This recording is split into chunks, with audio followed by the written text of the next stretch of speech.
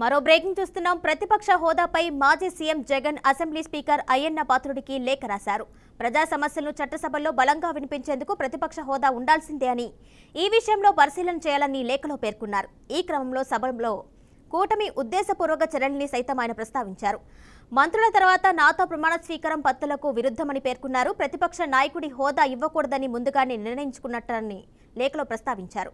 విపక్షంలో ఎవరి ఎక్కువ సీట్లు ఉంటే వారికే ప్రతిపక్ష హోదా ఇవ్వాలని చట్టంలో నిర్వర్తించినట్లు గుర్తు చేశారు.